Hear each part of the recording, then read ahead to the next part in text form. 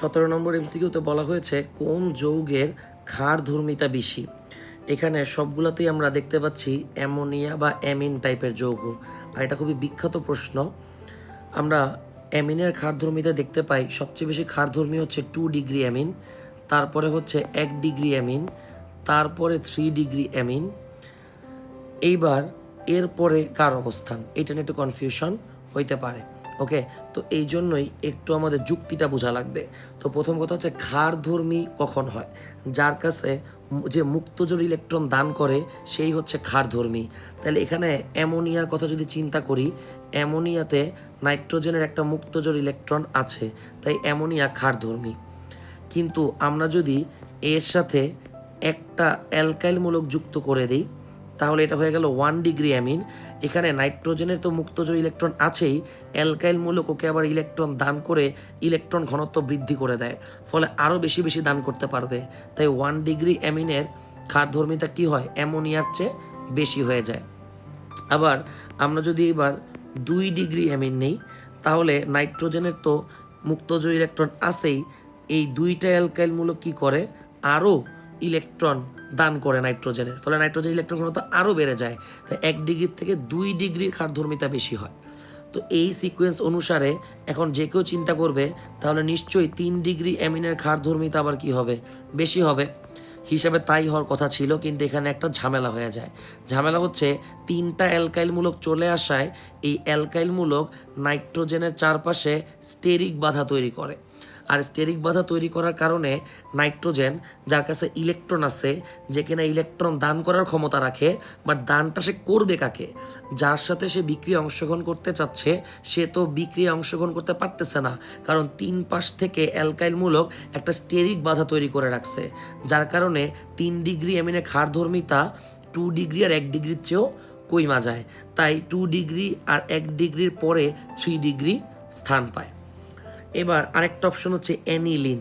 অ্যানিলিনের কথা যদি চিন্তা করি, এখানে নাইট্রোজেনের কিন্তু মুক্তজোড় ইলেকট্রন আছে, বাট নাইট্রোজেন কি করে, এই মুক্তজোড় ইলেকট্রন বেনজিন বলয়কে দান করে, ফলে রেজোনেন্স শুরু হয়। তাহলে এখানে কিন্তু নাইট্রোজেনের মুক্তজোড় ইলেকট্রন থাকলো না, তাই এর ক্ষারধর্মিতা সবচেয়ে কম হয়। তাহলে 2 ডিগ্রি, 1 ডিগ্রি, 3 ডিগ্রির পরে আসবে অ্যামোনিয়া, আর তারপরে সবচেয়ে দুর্বল হচ্ছে অ্যানিলিন।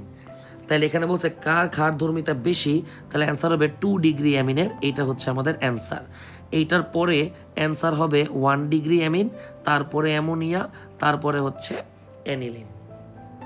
আমরা পরবর্তী এমসিকিউতে চলে যাই।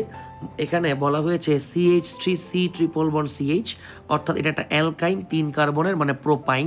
প্রোপাইনের সাথে হাইড্রোজেন যুক্ত করলাম, প্রভাবক হচ্ছে প্যালাডিয়াম আর বেরিয়াম সালফেট, উৎপন্ন হচ্ছে এর সংকেত কি, খুবই সহজ, প্রোপাইন প্লাস হাইড্রোজেন তৈরি হবে প্রোপিন। এটা হচ্ছে আমাদের অ্যান্সার। আমি আরেকটু ইনফরমেশন দেই, প্রোপিনের সাথে যদি হাইড্রোজেন যুক্ত করি, তাহলে কিন্তু আমাদের তৈরি হবে কি, প্রোপেন। সেই ক্ষেত্রে প্রভাবক কিন্তু নিকেল 180। একটু সাবধান, অ্যালকাইন থেকে অ্যালকিন তৈরির সময় প্রভাবক হচ্ছে এইটা, আর অ্যালকিন থেকে অ্যালকেন তৈরির সময় প্রভাবক হচ্ছে এইটা। আরেকটা এক্সট্রা ইনফরমেশন দিই, এখানে প্যালাডিয়ামকে বলা হয় প্রভাবক সহায়ক, আর বেরিয়াম সালফেটকে বলা হয় প্রভাবক বিষ। পরবর্তী এমসিকিউতে চলে যাই। জৈব অ্যাসিডের ডিকার্বক্সিলেশন বিক্রিয়ায় প্রধান উৎপাদ কোনটি? আমরা জানি ডিকার্বক্সিলেশন বিক্রিয়ায় উৎপন্ন হয় অ্যালকেন, একবারে মুখস্থ জিনিস। ডিকার্বক্সিলেশন বিক্রিয়ায় আমরা কাকে কি দেখি, আমরা যে কার্বন সংখ্যা একটা হ্রাস পাচ্ছে। ওকে, এখানে সোডা লাইম বিক্রিয়া ইউজড হয়। লাস্ট এমসিকিউতে যাচ্ছি, সেটা হচ্ছে 20 নম্বর। বেনজিন বলয়ে NO2 মূলক থাকলে কোন কার্বনের ইলেকট্রন ঘনত্ব তুলনামূলক বেশি থাকবে? আচ্ছা, তো বেনজিন বলয় আঁকি আমরা, এখানে যদি NO2 থাকে তার মানে নাম হচ্ছে নাইট্রোবেনজিন।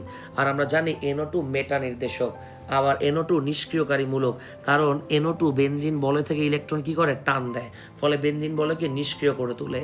ফলে এখানে 2 নম্বর, 4 নম্বর আর 6 নম্বর অর্থাৎ অর্থপ্যারা পজিশনে আমরা পজিটিভ চার্জ দেখতে পাই, অর্থাৎ ইলেকট্রনের ঘাটতি দেখতে পাই। আবার বেনজিন ইলেকট্রন আকর্ষী প্রতিস্থাপন বিক্রিয়ায় অংশগ্রহণ করে, তার মানে এখানে যখন ইলেকট্রন আকর্ষী বিকারক আমরা নিব, ইলেকট্রন আকর্ষী বিকারক নিজে পজিটিভ চার্জে চার্জিত, তাহলে পজিটিভ চার্জ কখনোই অর্থ আর প্যারা পজিশনে বসতে পারবে না, কারণ এখানেও পজিটিভ চার্জ আছে। আর এই পজিটিভ চার্জ দ্বারা ইলেকট্রোফাইল কী হবে, বিকর্ষিত হবে। তখন তারা কোন পজিশনে বসে, 3 নম্বর কিংবা 5 নম্বর পজিশন, অর্থাৎ মেটা পজিশনে বসে। ওকে, তাইলে 2, 4, 6 পজিটিভ চার্জের ঘনত্ব বেশি, তাহলে ইলেকট্রনের ঘনত্ব কোথায় বেশি হবে, 3 নম্বর আর 5 নম্বর পজিশনে। তাহলে আমাদের অ্যান্সার হবে হচ্ছে 3 নং। এত ব্যাখ্যার প্রয়োজন ছিল না এমসিকিউতে, আপনি এভাবে চিন্তা করবেন, NO2 মেটা নির্দেশক। ওকে, তাইলে 2, 4, 6 তিনটাই হচ্ছে অর্থ প্যারা পজিশন, তাহলে 3 হচ্ছে মেটা পজিশন। That's it.